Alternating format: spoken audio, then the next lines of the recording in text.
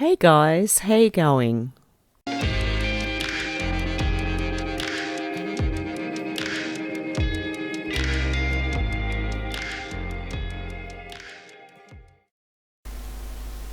Okay, before I start tonight, I'd like to thank Jennifer for the contribution. Thank you very much. I'd really appreciate that. And all of my PayPals and Patreons, and thank you for being patient to my Patreons, because I will upload something for you shortly. It is coming. It's just taking a while. And I'm feeling a bit better. I've still got that, you know, when you turn a certain way and you feel it pulling, and I've just got to be careful that I don't pull anything in the back or the neck again. But okay, let's get on with this. I'm way behind, so let's go. I did find this here from Roy Pentland, DIP England Electorate, at Roy Pentland. Okay, and it's this article here. The creator, fabricator and proponent of global warming, Maurice Strong. I used to get his name mixed up with someone else's name, and I think I called him something different. Okay. Is involved or filed under Agenda 21, Alarmist Godfathers, Carbon Dioxide, Climatism Commissioners, Club of Rome, Environmentalists, Global Warming, the Green Agenda, ICLEI, the IPCC, the origins of the global warming scam, the UN, the UNEP, and the tags are climate change scam, Club of Rome, and it goes on again. Malthusianism, Maurice Strong, UN again. This is from Maurice Strong. Isn't the only hope for the planet that the industrialised civilizations collapse? Isn't it our responsibility to bring that about? Maurice Strong, founder of the UN Environment Programme, the UNEP. Current lifestyles and consumption patterns of the most affluent middle class, involving high meat intake, use of fossil fuels, appliances, air conditioning and suburban housing, are not sustainable.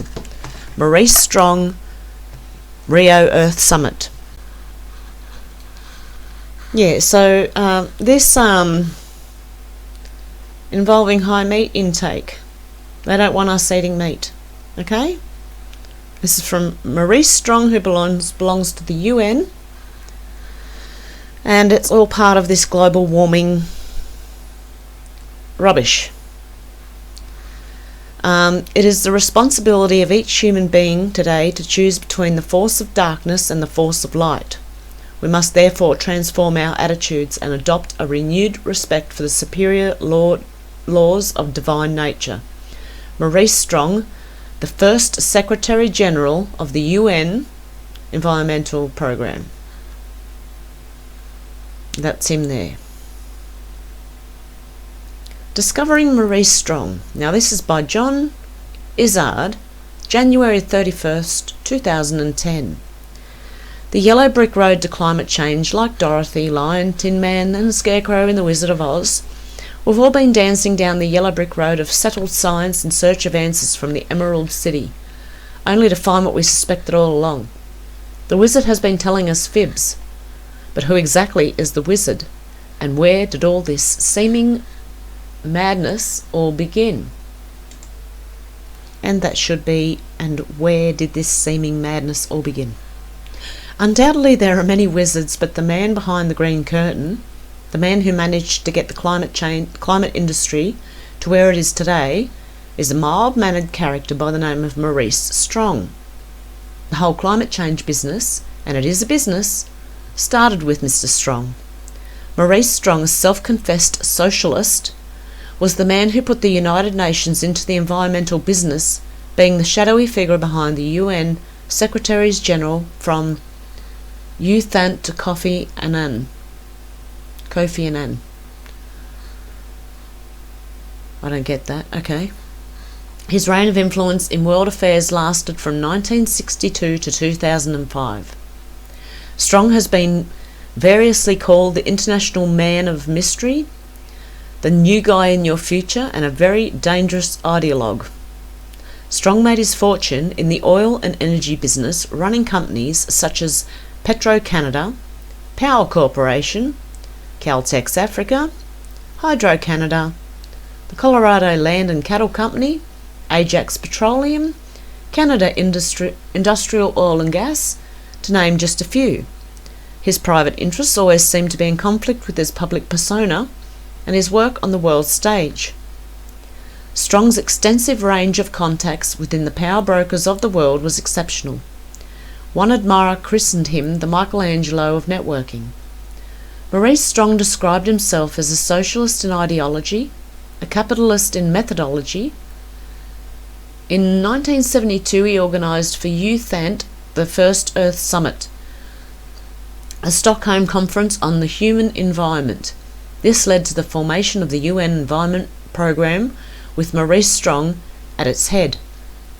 Later, as the UNEP boss, he organised the first international expert group meeting on climate change. This led to exotic UN-sponsored organisations such as Earth Council and Earth Charter, the World Resources Institute, the World Wildlife Fund, and later the Commission for World Governance and the UN's University for Peace. And I don't know whether you know this, the World Wildlife Fund, the WWF, is part of all this. Strong was the driving force behind the idea of world governance by the United Nations when he dreamt up a world tax on monetary transactions of 0.5%, which would have given the UN an annual income of $1.5 trillion, about equal then to the income of the USA. The stumbling block was the Security Council and their power of veto. He devised a plan to get rid of the Security Council but failed to get it implemented. Then came along the idea that global warming might just be the device to get his world governance proposal up and running.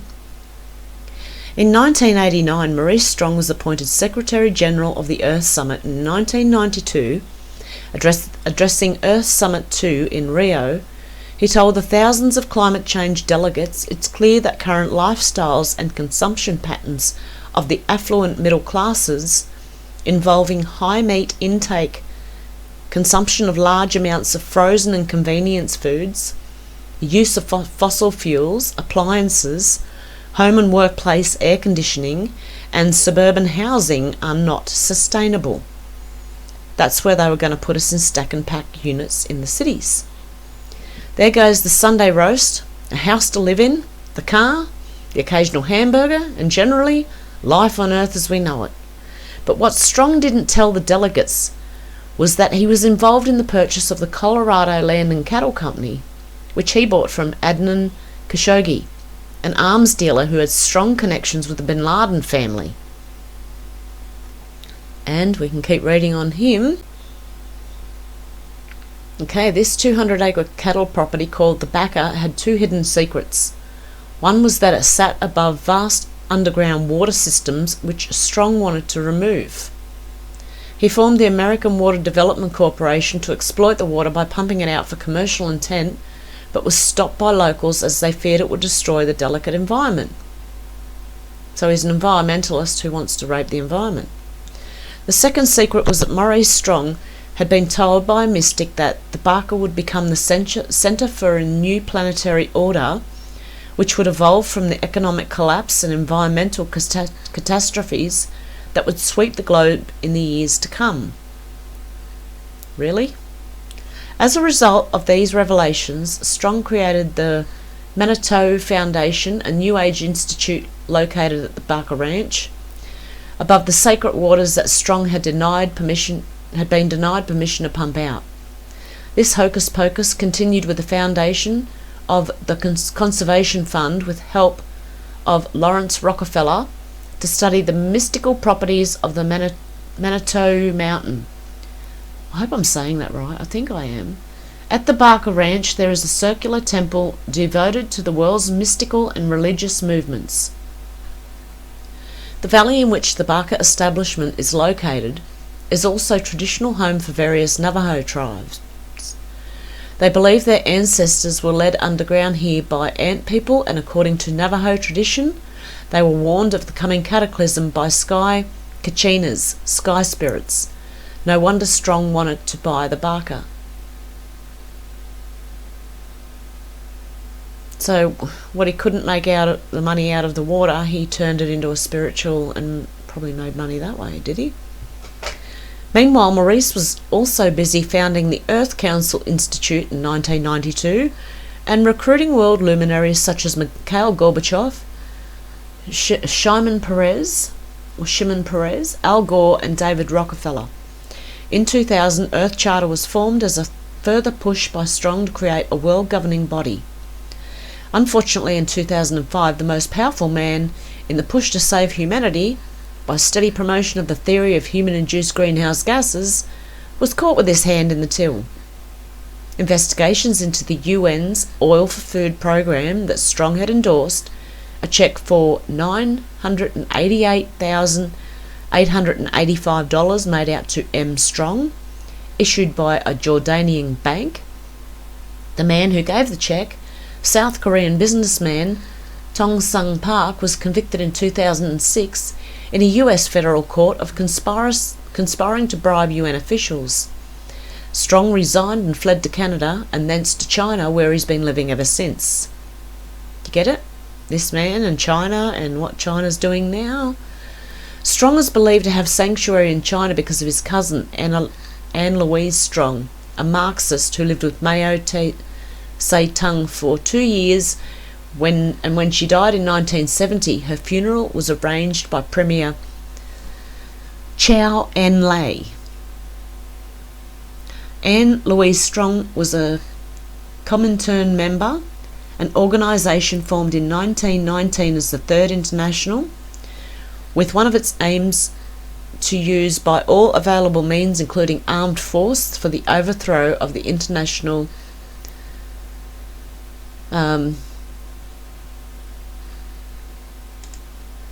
bourgeoisie. I had to think about that word for a minute there.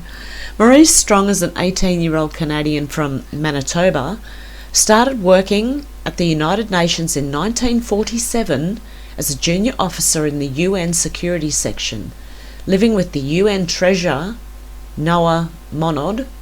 Following his exposure for bribery and his corruption in the UN's Oil for Food scandal, Maurice Strong was stripped of many of his 53 international awards and honours he had collected during his lifetime, working in a dual role of art conservationist and ruthless businessman.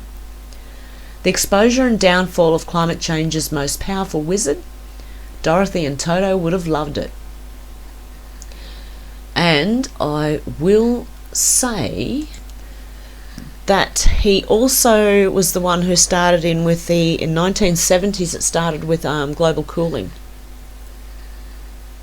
And then he went to global warming.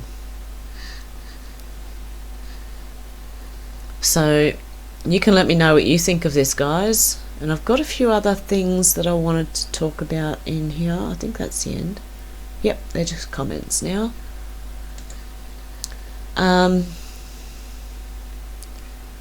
Just a couple of short ones, because I'm going to leave the longer ones for another. Unsealing, this is from Dr. Russell McGregor, Kill AU Deep State, and I'm talking to myself while I'm trying to talk to you guys.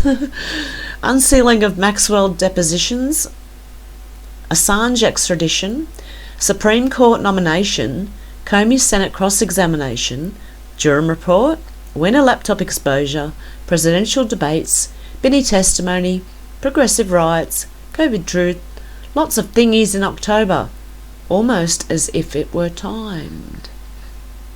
Red October.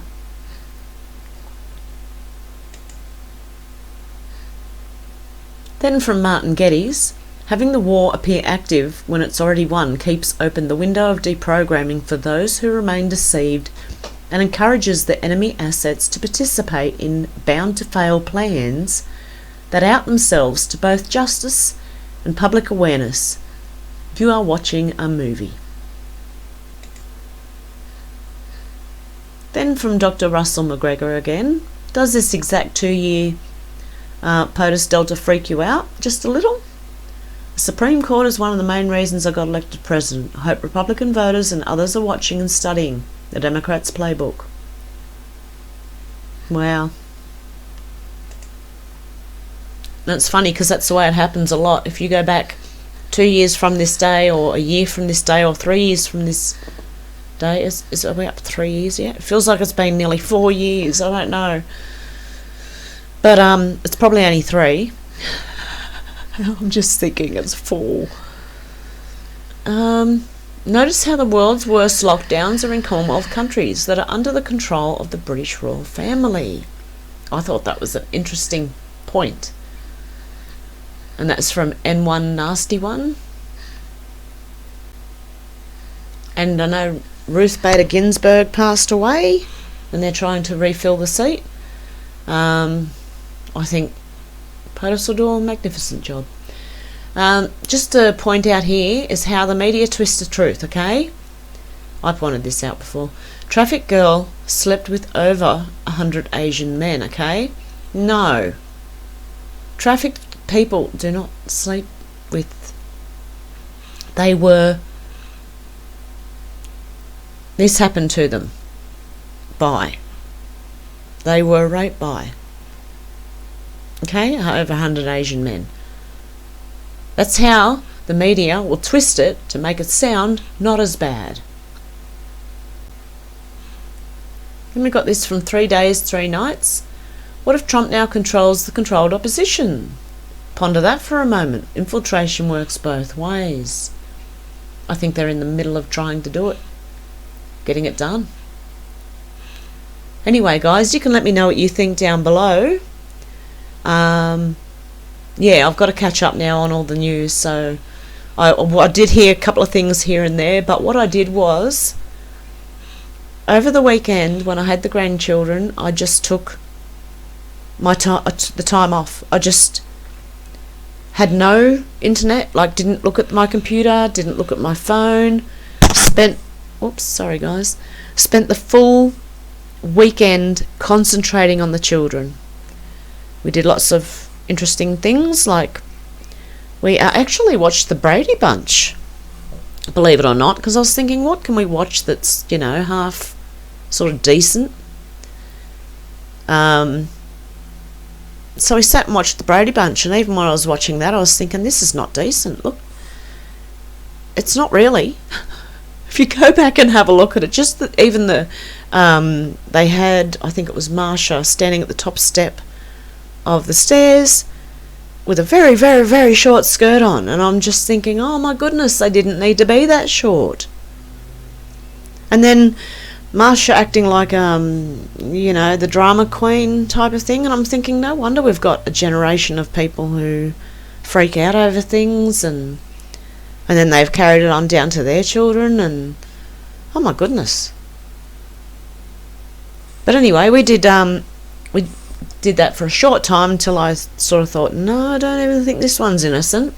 Then we got into jigsaw puzzles, and we got into Ludo, a game called Ludo. I don't know if you've ever heard of it.